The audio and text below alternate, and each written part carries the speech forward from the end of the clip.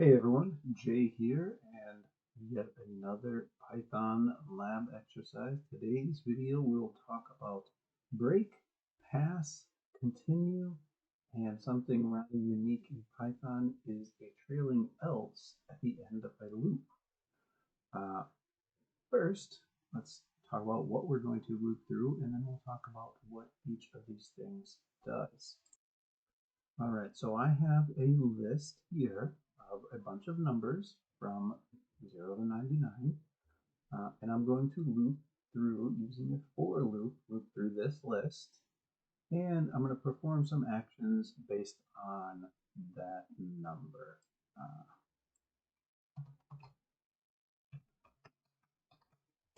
There we go.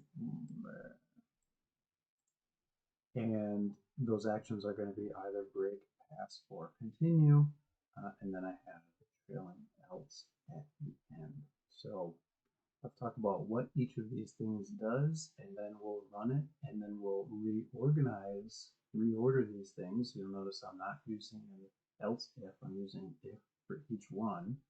And the reason for that is I want to put them in different orders and see what the difference is with the output. Is it really different? The order does matter in here. So what each one does. The first one that I have here is break. Now, if you're going to use a break, it's pretty important to put it kind of up front, or at least put it in the exact right place that you need it, because what the break does is it breaks the entire loop and quits the loop and continues on at whatever the next line of code is after the loop. So this is going to stop the loop entirely. So if you put the break like I have in the beginning, when the break value happens, it's going to break and it's not going to execute the remainder of the loop of this cycle of the loop, and it's going to stop the loop entirely after that as well. So you're not going to get any of that other stuff. Actually, I want to put that value in there. Next thing you want to do is, sometimes you want that in the beginning, and sometimes you want that at the end of your one cycle. Okay, that is important to put that in the correct place. It's important to put all of these in their correct places. So what break does is when break happens, it's going to break the entire loop, stop, halt the loop, end the loop early. Now this is really great.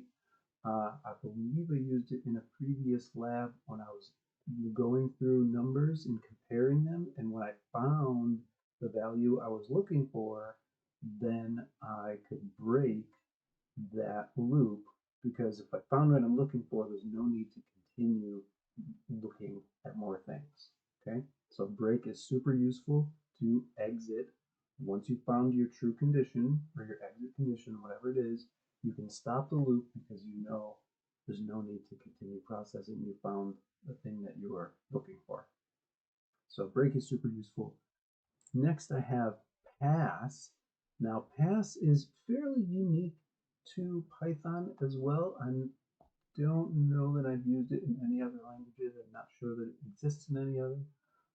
But pass is a kind of a requirement in Python, because if you ever have a loop or an if statement or anything that is empty, and oftentimes I'll write if statements in another language, and I'll write if x is true, then do nothing else. That's where I put my code is in the else, and I'll leave the if side blank. And that's just because it's easier for me to read it that way. In Python, you can't leave it blank. You can't even just put a comment in there. You have to put some executable piece of code in there. And this is what pass does. If you don't want to do anything in your if statement, you put pass in there, and if it's true, it will just pass. It will just carry on as if you had nothing in there. So in this example, whenever x is an even number, I'm going to output pass, the value of x, and then I'm going to pass. So that's pass. It's pretty mild. It's just carry on. Continue, on the other hand, is kind of similar to pass, but no, it's not. That's not similar to pass at all. What continue is going to do is when it's gets triggered, it's going to end this cycle of the loop and go back to the top of the loop and start the next cycle again. So continue is kind of like break, but it doesn't break the whole loop. It just breaks this one cycle of the loop, and then it will continue at the next cycle. Okay. So continue is very useful. Let's say you're looping through stuff and you want to do something, and you get some values where you want to perform part of your process, but you don't want to perform the whole thing. You can do part of it, and then you can continue, start over on the next one. You can do whatever else. So you can skip you can skip some content of your loop body, but then you can go on to the next cycle. So that's useful. It's also useful, like, oh, if you know a number that you're looping through, you know certain numbers you don't want to process at all, but you need to identify those numbers. Once they've been identified, you can just continue. You can skip all of the content of your loop. That's another useful thing for continue.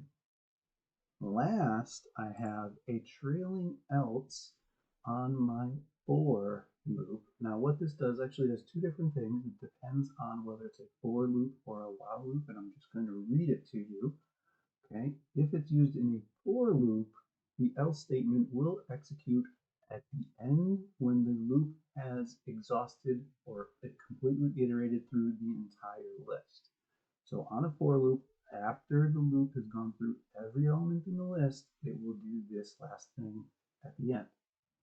If it is a while loop, the else will trigger once the condition of the loop becomes false. Now, you'll see that if I break,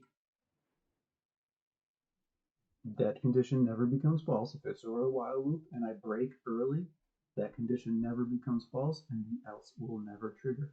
Additionally, if I'm in a for loop and I break, I never process the entire list and I never do the else again. So in this program, because I am breaking, I will never do the else. It won't happen. Okay.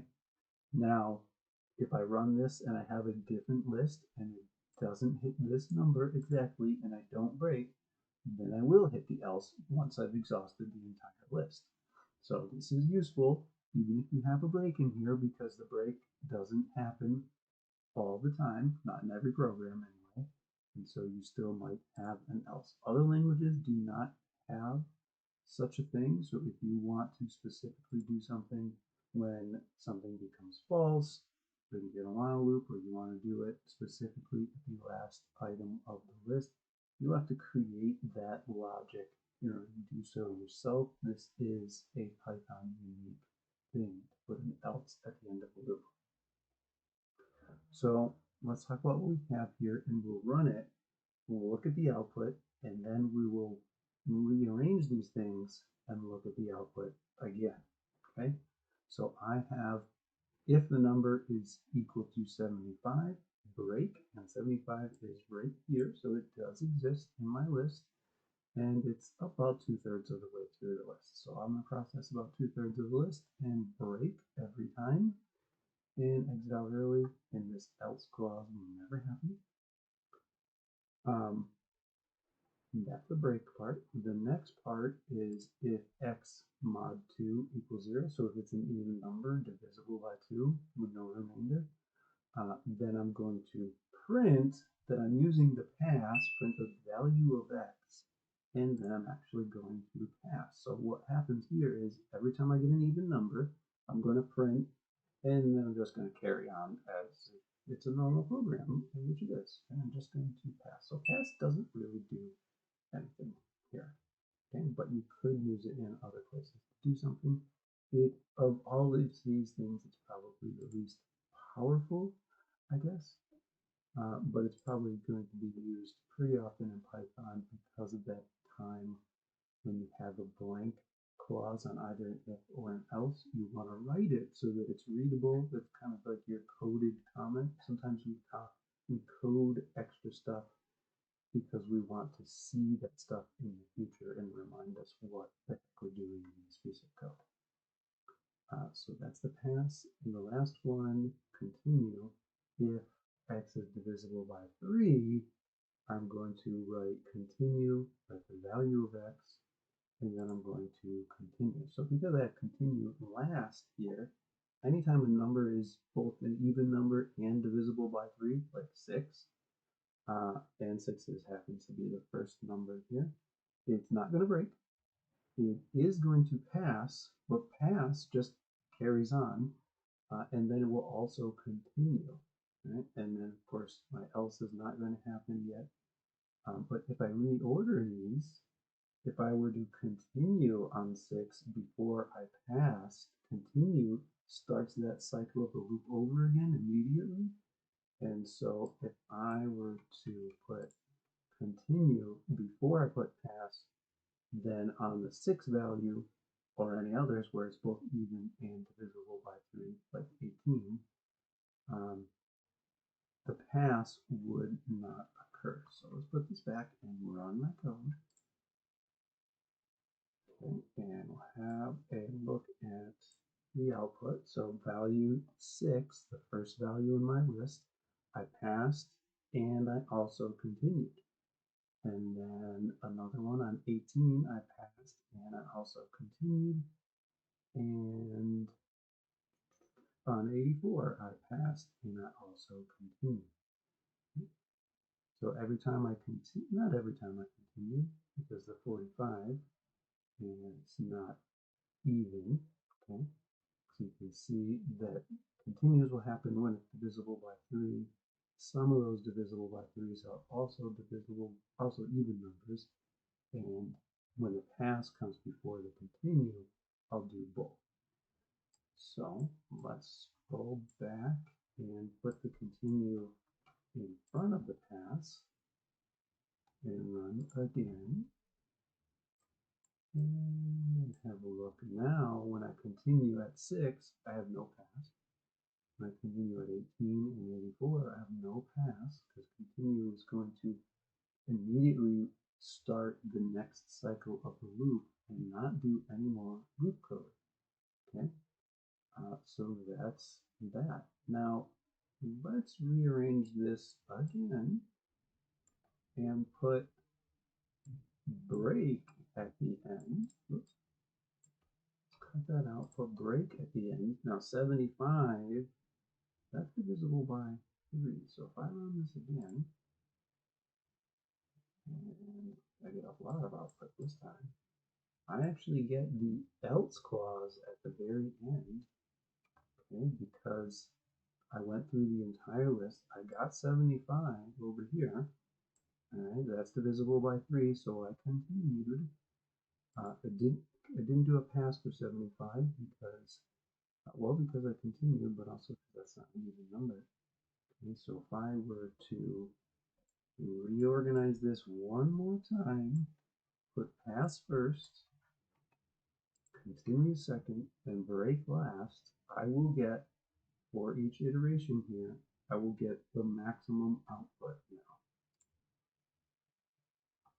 Run that one more time, and I actually get so much output that it doesn't fit on one screen. So let's go to the top.